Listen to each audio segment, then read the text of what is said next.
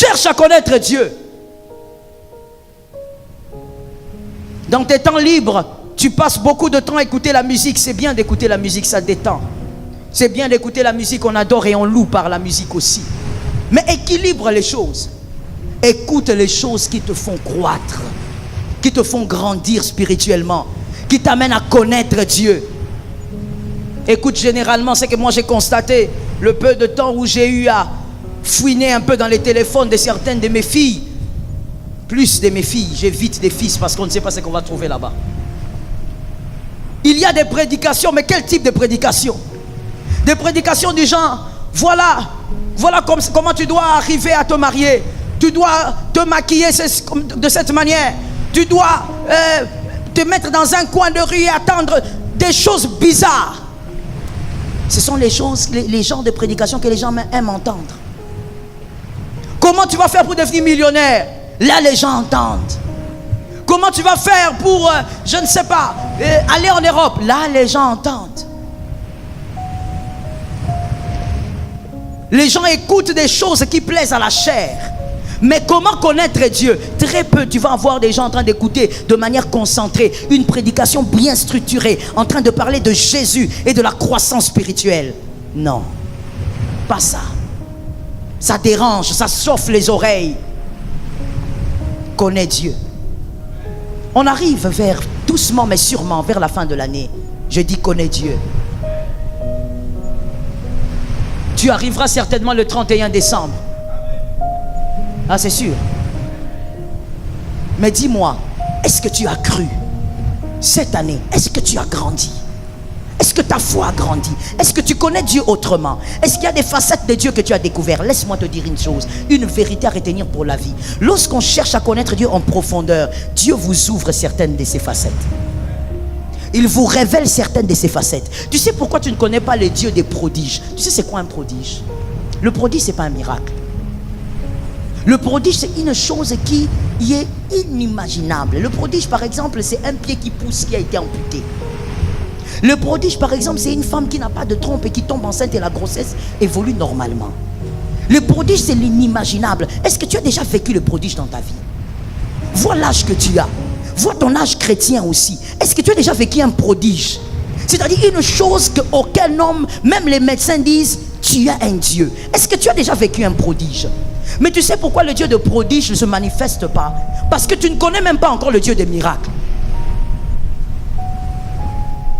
Mais quand tu connais le Dieu de miracles, il va te manifester la facette prodige. Quand tu connais le Dieu des prodiges, il va ouvrir une autre facette. Plus tu connais Dieu, plus tu entres en profondeur, il t'ouvre ses facettes. Mais toi, le seul Dieu que tu veux connaître, c'est le Dieu qui parle. Seigneur parle. Quand même tu dis le Dieu des prophètes, toi tu vois seulement le Dieu qui parle. Parler pour dire quoi à qui? Et ce qu'il te dira, comment tu vas gérer ce qu'il te dira.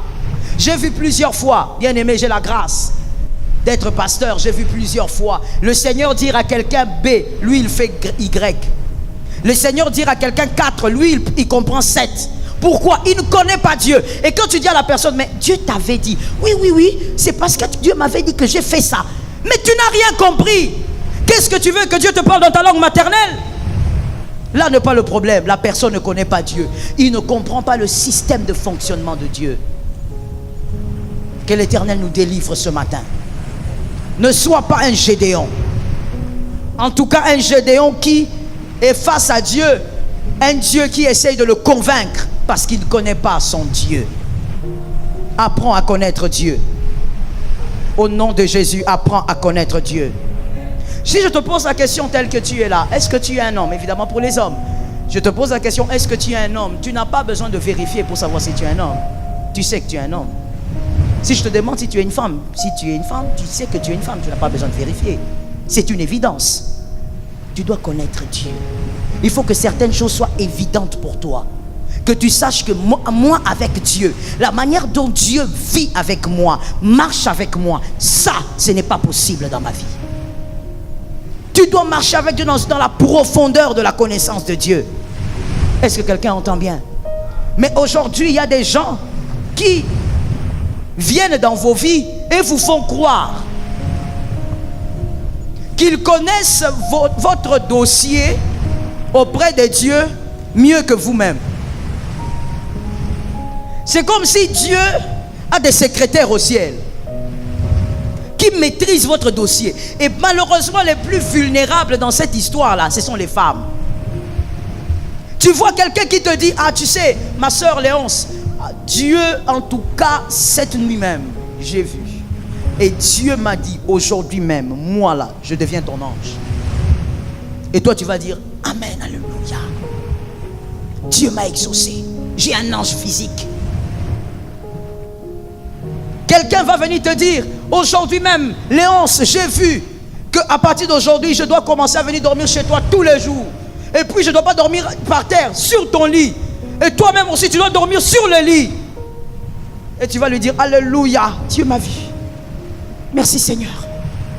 Donc tu ne sais même pas voir la saleté. Tu ne sais même pas comprendre que ça c'est la saleté. Toi tu trouves que c'est pur parce qu'il s'est fait appeler prophète. Et pourtant c'est la saleté à l'état pur. Mais comment tu ne sais pas? Oh mon Dieu. Oh Lord. Oh Lord. Je vais essayer de le dire de manière soignée. Il y a une sœur pour qui j'avais prié il y a peut-être 4 ans ou 5 ans. Une sœur très blessée dans son âme. Et je ne sais même pas si elle va mieux aujourd'hui. Ça fait 4 ans passés. Le problème avec la sœur, c'était quoi? Elle s'est fait engrosser par quelqu'un qui se faisait appeler prophète. Et elle s'est fait engrosser, pourquoi? Parce que cet homme lui avait dit que ces instants-là seraient des instants purs, des instants de gloire, et ces instants vont la délivrer de ses démons. Et la fille, elle était vierge. Donc, elle va dans les instants soi-disant de pureté et elle tombe enceinte. Et pour elle, elle se dit, certainement délivrée de tous les démons. Je veux maintenant voir cet homme-là pour lui dire que j'ai son enfant et puis on va régler ça. Et certainement qu'il va m'épouser parce que je crois que c'est un homme célibataire. Et quand elle va voir cet homme, le gars qui regarde, c'était dans un bistrot. Et le gars qui regarde la fille en public, qui se lève et qui commence à crier en public, qui commence à lui dire, mais tu es anormal, est-ce que moi je peux vraiment vivre avec une fille comme toi? Qu'est-ce que tu racontes? Il commence à hurler et les gens se mettent à regarder, essayer de comprendre qu'est-ce qui se passe là-bas. La fille était en larmes, entourée par les gens. Vous savez comment ça se passe à Kinshasa? La fille est sortie là-bas humiliée. Elle rentre chez elle. Avant même qu'elle n'arrive chez elle, la nouvelle est arrivée déjà chez elle. Humiliée, diminuée, méprisée. Elle a décidé de se suicider 3 fois. Elle a essayé 2 fois, ça n'a pas marché.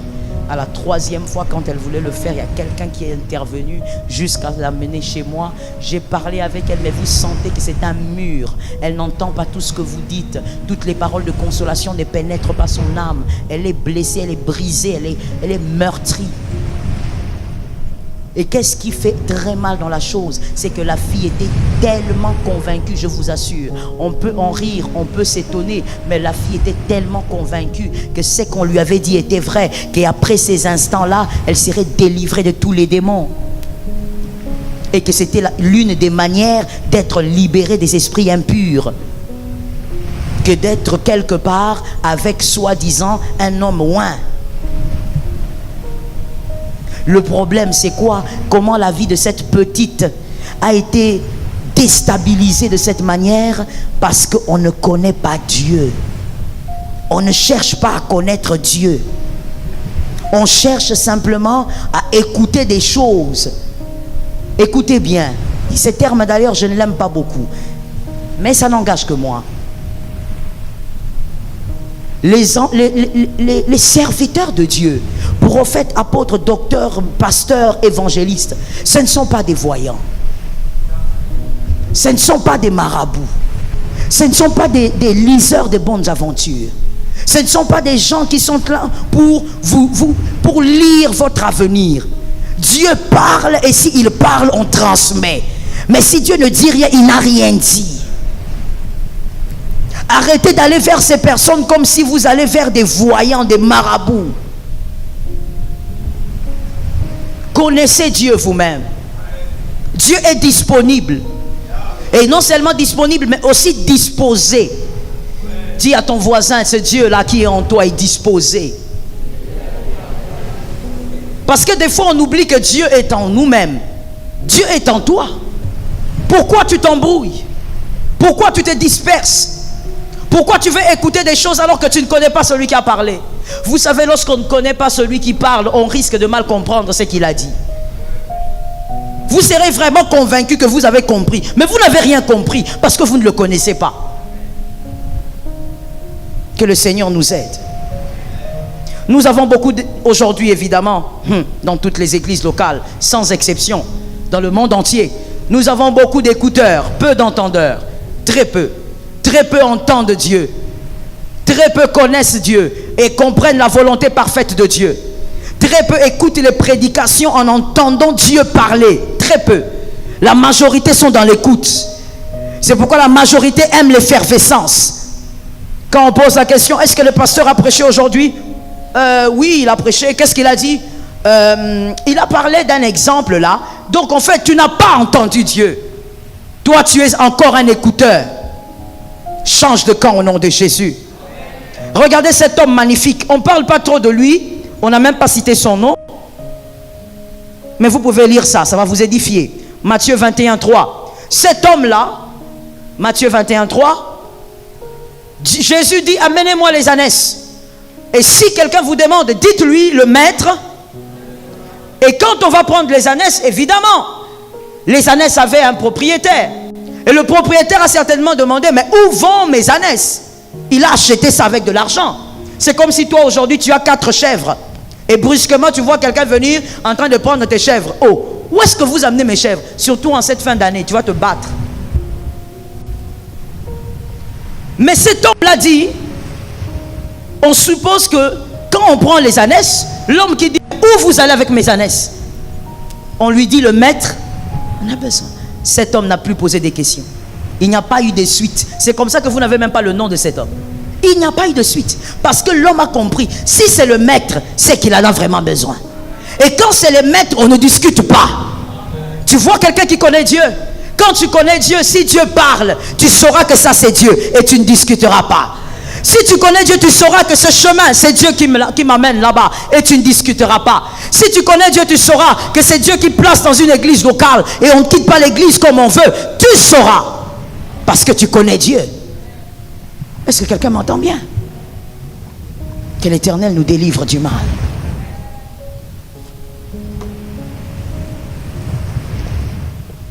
Lorsqu'on connaît Dieu, même lorsque Dieu est silencieux, on l'entend. Ça tombe sur une âme. Parce que de toutes les manières, des moments de silence viendront beaucoup dans ta vie. Alors écoute bien. Lorsqu'on connaît Dieu, même dans le silence, même quand on prie, on ne voit aucun rêve. Lorsqu'on prie, il n'y a rien du tout. Personne ne vient vous parler. Lorsque vous lisez la Bible, vous n'écoutez pas le Saint-Esprit, vous interprétez la parole. Même dans le silence, vous apprendrez à décoder la volonté de Dieu. Parce que vous connaissez Dieu. Est-ce que quelqu'un m'entend bien? Je donne un exemple de vie, ça va vous aider à comprendre.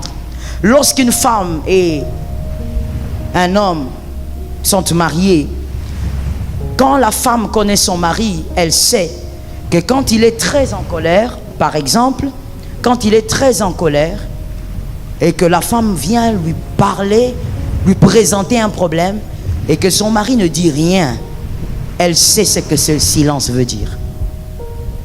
Est-ce que vous comprenez? Elle sait ce que ce silence veut dire. Pourquoi elle connaît cet homme? Il y a des enfants de Dieu qui s'agitent quand Dieu est silencieux.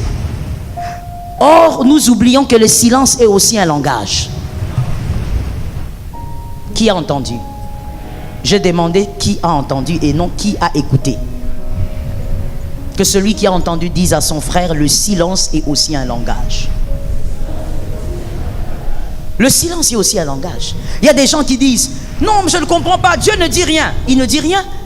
Mais si tu le connaissais, tu aurais décodé le langage. Parce que le silence est un langage.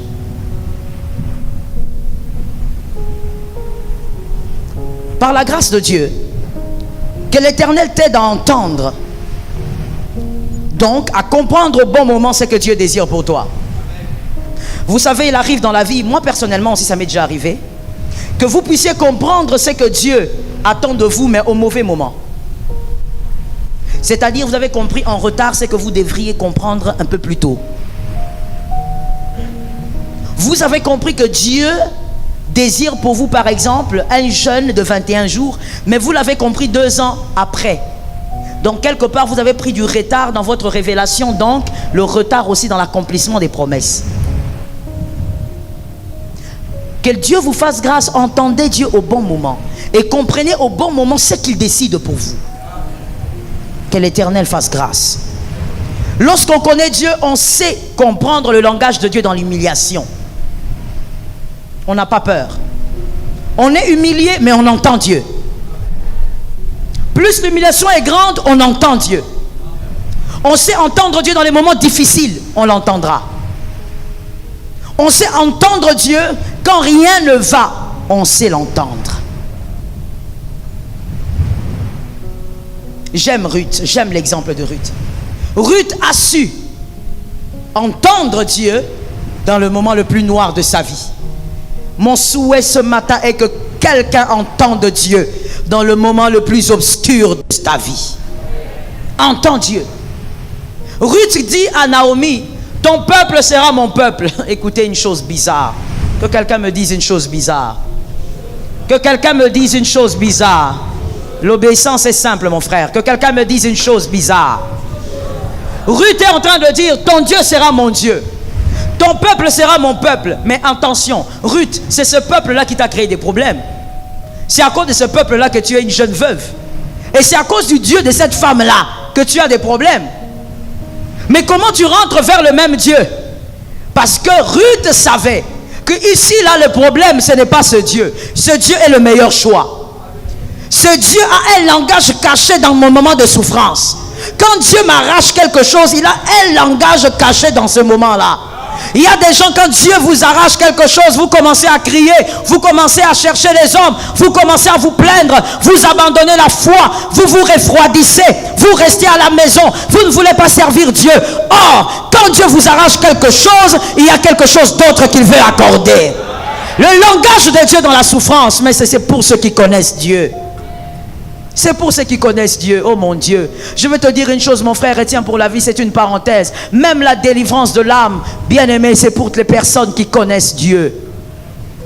Quand quelqu'un ne connaît pas très bien le Seigneur, il a besoin d'imposition des mains.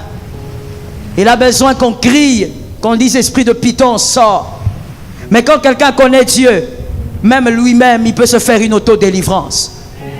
Il se tient là, il dit, moi je suis enfant de Dieu.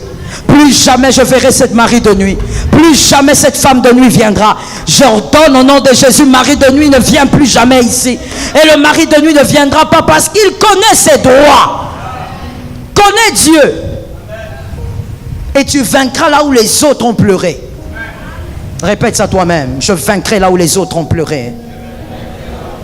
Non, répète encore avec force et conviction, mon frère. Répète avec autorité et conviction. Tu parles comme quelqu'un qui est dans une glacière. Je dis répète, les autres ont pleuré. Là où les autres ont pleuré, tu connais. Pas parce que tu as des muscles spirituels, mais tu connais Dieu. Tu es faible, mais tu as un Dieu fort et tu le connais. Tu as des faiblesses, mais tu as un Dieu capable et tu le connais. Bien-aimé, Dieu reste Dieu, il est tout puissant, il est grand. Il faut que toi, tu arrives à le connaître, lui. Que l'Éternel nous aide, nous sauve. Il faut être comme Jonas. Jonas savait que même si la barque est agitée, et même quand la barque est agitée, c'est le langage d'un Dieu. C'est comme ça qu'il a dit, jetez-moi dans l'eau, jetez-moi, jetez-moi. Jonas savait que la barque est agitée parce que Dieu est en train de parler. C'est un Dieu qui est en train de dire, j'aime Ninive. Et Jonas qui dit, jetez-moi dans l'eau. Tant que vous ne me jetterez pas dans l'eau, vous n'aurez pas la paix. Jonas lui-même n'était pas paniqué. Il connaissait Dieu. Même dans les moments troubles, tu entendras Dieu. Et tu connaîtras Dieu. Le Dieu qui ne t'a pas abandonné hier ne peut pas t'abandonner aujourd'hui. Mais quand tu ne connais pas Dieu, regarde comment tu trembles. Regarde comment tu cherches les secours des hommes. Regarde comment tu cherches les numéros de téléphone dans ton répertoire. Oh, Nazo Beba. Je suis fini. Je ne comprends plus avec ce qui m'arrive. Tu ne connais pas Dieu. Dieu a intervenu plusieurs fois dans ta vie, mais tu ne le connais toujours pas. Or, Dieu, quand il intervient, c'est pour que tu cherches le Dieu de ton salut. Je dis à une âme, lorsque Dieu a déjà agi une fois, il agira encore. Et il n'agira pas que sur toi, même sur tes enfants, il agira encore. Oh, que quelqu'un dise, je n'ai pas peur, je sais qu'il agira. Tu l'as dit avec faiblesse, dis, je n'ai pas peur, je sais qu'il agira. Tu ne dois pas avoir peur, mon frère. Même si Dieu t'arrache qu'il jonc, il y a quelqu'un qui arrive. Tu ne dois pas avoir peur. Connais ton Dieu. Connais ton Dieu.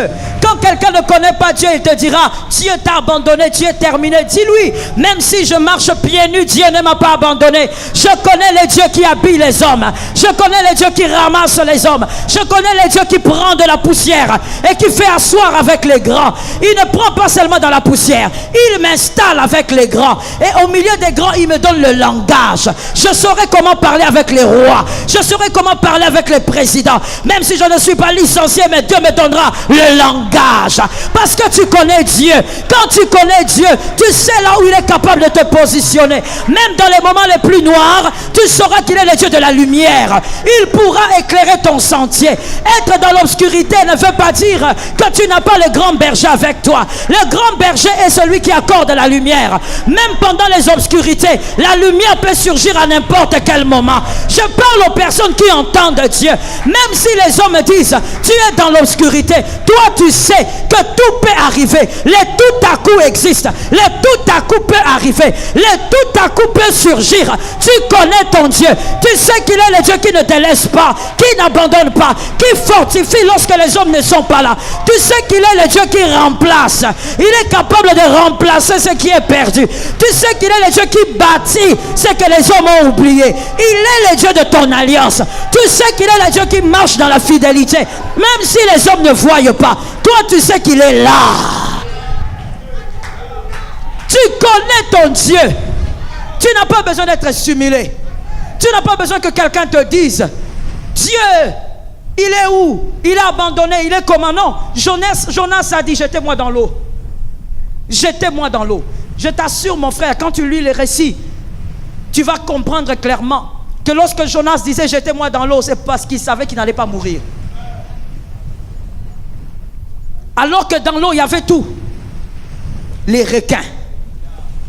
La baleine d'ailleurs, qui avalait Jonas. Oh, il y a quelqu'un qui m'entend. Il y a quelqu'un qui m'entend. Non, il ne m'écoute pas, mais il m'entend. Il savait que dans l'eau, il y avait des baleines. Il y avait des requins. Il y avait toutes sortes d'animaux marins. Mais Jonas qui dit, jetez-moi. Et il est en train de dire, jetez-moi. Mais Jonas, jette-toi toi-même. Pourquoi tu ne te jettes pas toi-même? Jonas, tu as les pieds, que quelqu'un dise Amen. Amen. Non, je ne t'entends pas, que quelqu'un dise Amen. Amen. Jonas, tu as les pieds. Non, dis Amen. Amen. Jonas, tu as les pieds. Amen. Tu peux te jeter toi-même. Amen. Tu peux monter toi-même et te jeter dans l'eau. Mais Jonas dit, jetez-moi. Une manière de dire, si je me jette moi-même, je sais ce que Dieu fera. Et je connais le témoignage de ma vie d'avance. Mais vous jetez-moi. Comme ça, vous n'oublierez pas que vous m'aviez jeté, mais que je suis à Ninive. Vous entendrez que je suis arrivé à Ninive. C'est pour vous que vous devez garder ce témoignage. Moi, je sais que j'ai un Dieu, mais vous devez aussi retenir que celui qu'on avait jeté se retrouve à Ninive. Donc, jetez-moi.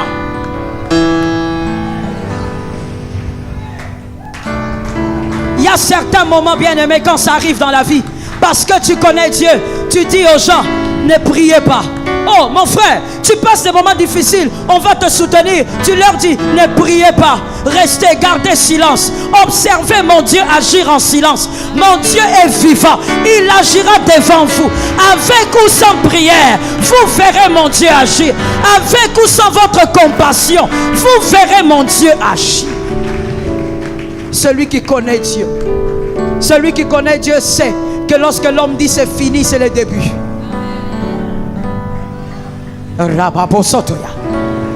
Celui qui connaît Dieu sait que lorsque les hommes disent et crient, c'est terminé. Le terminé des hommes est le commencement de Dieu. Celui qui connaît Dieu sait que lorsqu'il n'y a plus de chance d'avancer, c'est là que Dieu envoie une intervention céleste. Et l'avancement ne dépendra pas des hommes, mais ça dépendra de Dieu lui-même. Celui qui connaît Dieu sait que le chemin peut être fermé. Oh Lord, que le chemin peut être fermé, mais quand le chemin est fermé, c'est pour que 2-3 personnes ne passent pas. Je m'explique pour ceux qui veulent entendre. Dieu peut fermer ton chemin. Tu as des choses à faire, mais tu ne vois pas d'issue. Tu désires avancer, mais tu ne vois pas d'issue. Dieu bloque. Pourquoi Dieu bloque? Parce que 2-3 personnes ne doivent pas passer par le même chemin. Tu dois être le seul à passer. Quand les hommes vont dire on ne voit pas, les autres vont changer de chemin. Toi, tu seras le seul à rester sur le chemin. Et toi, quand tu resteras seul, Dieu va ouvrir le chemin. Dieu va ouvrir la porte. Tu verras ce que les hommes n'ont pas vu. Parce que tu es resté seul. Dieu écarte les autres pour que tu sois le seul à passer. Lorsqu'on connaît Dieu, que quelqu'un m'entende. J'ai besoin des gens qui m'entendent ce matin, pas des personnes qui écoutent.